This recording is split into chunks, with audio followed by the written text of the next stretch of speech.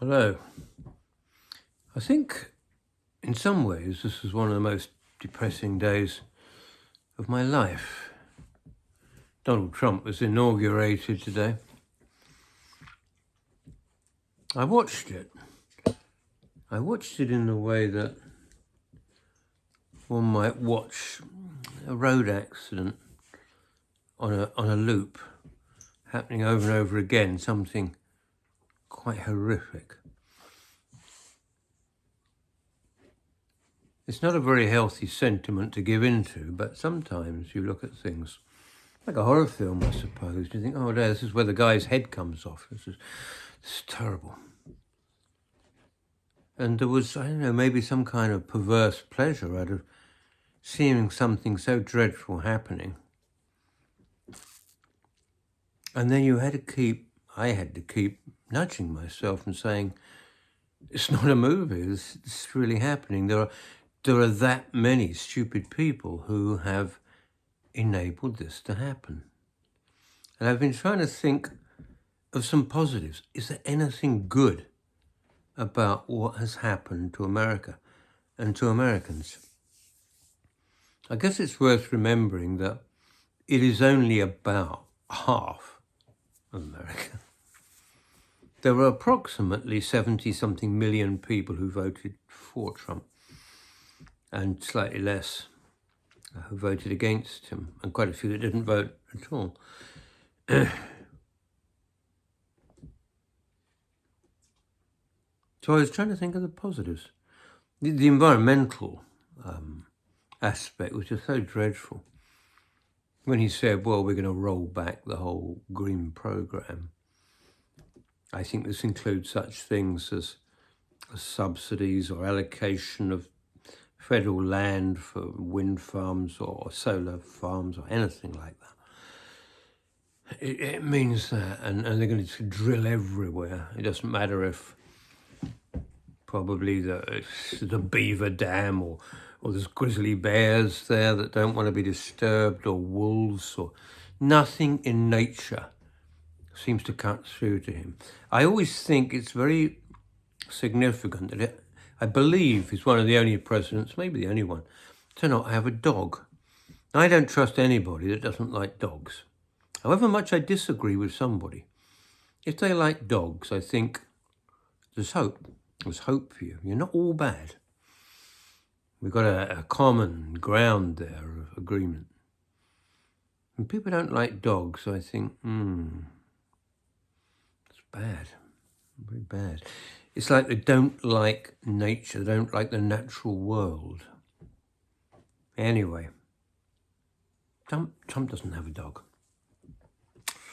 It's not the worst thing about him, though. It's just, if you're a bear or a wolf or a beaver or a golden eagle or the American bald eagle or a fish or anything that lives and breathes, needs land, that's not poisoned, and Donald Trump's your enemy. And of course, ultimately, that means us. Some people just don't get the environmental argument. They think, well, where's the environment anyway? And I was on a radio show once, BBC Kent, and they had a caller on, and he was asked what he thought about all this loss of biodiversity. His name was John, from the town of Sandwich, and he said, well, there's always been creatures going extinct. It's been the way of the world since the earliest days of the earth. He didn't seem to take on board the fact that it's accelerating at a frightening rate. Particularly the insect world, where you need a lot of insects for, well, part of the whole ecological balance, but also because we need them to fertilize, pollinate crops. And I was the next speaker on after John of Sandwich, and I said to the interviewer, I said, where was John from? And he said, Sandwich. I said, right, Sandwich. Well, I'd have expected better of the people of Sandwich. I hadn't decided quite why, but it sounded like quite a nice place, perhaps because I like food, I don't know. And this guy just didn't seem to get such a fundamental point. And I said, one of these days, John of Sandwich will come down for his breakfast and his wife will give him a bowl and a spoon, maybe some milk. And he'll say, well, where's my shredded wheat? And his wife will say, well, there isn't any. Because apparently, I went into Tesco's and they said, I'm sorry, there's been a terrible wheat harvest in North America and the price of wheat has gone through the ceiling and there's just not enough. They've run out of shredded wheat. And so John sits there like this unhappy baby with a spoon, banging it and saying, oh, well, I'll have a Weetabix. And his wife says, no, same thing. Shredded wheat, Weetabix, common factor here, John. And so then John says, well, go to Morrison's. No, John, there's no wheat anything because the wheat harvest has been terrible. And the wheat harvest has been terrible because the pollination has fallen through the floor. I understand that in America they are already bussing bees around. And the trouble is that, I don't know whether it's the insecticides or temperature rises, probably more to do with insecticides, but I'm not an expert, I'm not going to pretend to be. But the message here is, if you don't look after the environment, it will get you. It's not a malicious thing, a thinking thing, I don't think. But these things just happen by default. It's like gravity. If you step off the edge of a cliff, it's not like anybody's making you die. You're not recognizing reality. You step off the cliff, you fall down, you will be dead. Well, you will if it's Beachy Head at 600 foot straight down. A lot of people, Donald Trump being one of them, they can't grasp this simple reality. Everybody lives in the environment. And yet they talk about things like, oh, it'll be too expensive to get to net zero. What do you mean too expensive?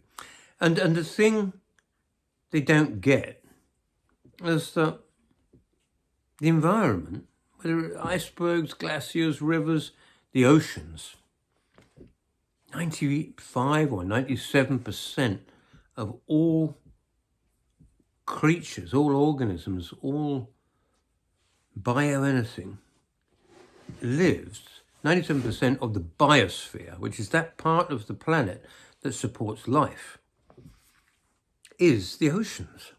That's the big story. The oceans don't care about us.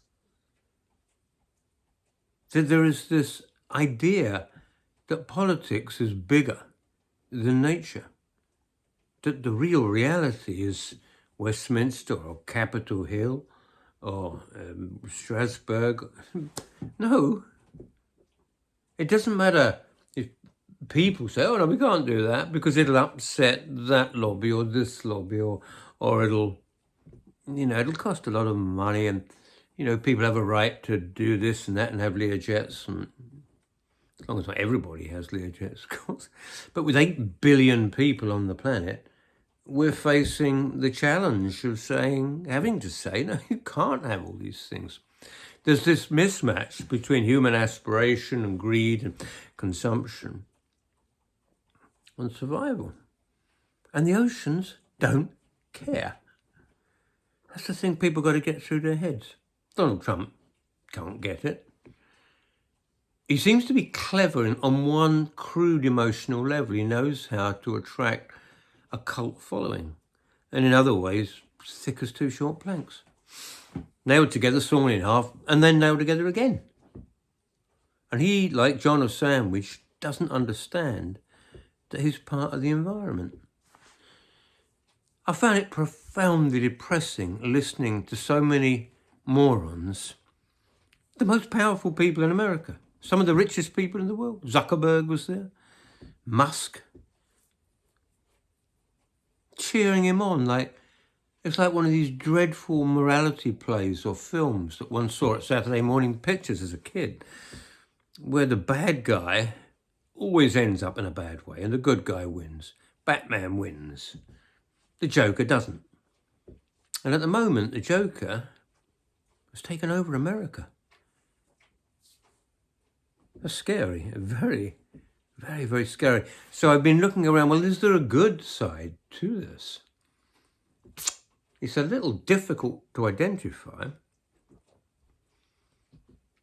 then I thought, well, when you look at a map of America and you see all the states that Trump won, or the middle of America, the majority of the landmass, but almost as many people, or perhaps more, live on the coasts, and the coasts are far more democratic, I think more cosmopolitan in their outlook, and different mindset. And the map looks very much the same if you look at states that require helmet laws and those that don't. I hate helmet laws. I've always enjoyed riding a motorcycle when it's hot and sunny without a helmet. I've ridden most of the way across America without a helmet, and that was in '89 when a lot more of the states still required helmets to be worn by everybody. But there have been a lot of repeals now.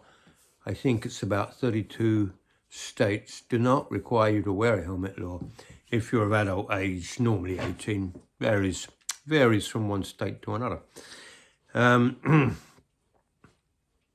So that's a reasonable compromise. It's not a life sentence then. And you can live that dream that I had when I saw Peter Fonda and Dennis Hopper riding across America with the wind blowing through their hair, you know. I don't have too much hair now, but it's still nice to just have none of those awful regulations. A whole checklist before you can get on your motorcycle. Oh. I've got the appropriate boots on, the abrasion-resistant trousers, the gloves. The French now require you to wear gloves on a motorcycle. Is it sensible? Yeah, of course it is. I've never had a hand injury, touch wood, in my life from a motorcycle accident. Hardly ever. I don't crash very often. I did it once or twice when I was a courier, but that was just sliding off in the rain. Very slow speeds. My focus on road safety is not having accidents. Take it easy. Best advice you can give anybody. Anyway, I found one good thing, maybe, about Trump's victory. I felt so sorry for Biden. I really did. I think he was almost in tears. And Kamala Harris, I mean, every speech you heard from them, decent people with decent agendas, reasonableness. And this comedian gets him. It's just the greatest tragedy that has ever, I can think of, that has ever befallen America.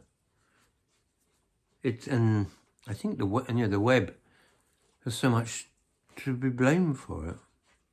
Because people believe what they're told most frequently, and big money, massive money, the corporates taking over the world, said vote Trump. People do what they're told. Tragic. Put this hat on. Make America great again. I think the economy has done very well under Biden. People are saying, he's going to make America great again. The economy, people don't feel wealthy.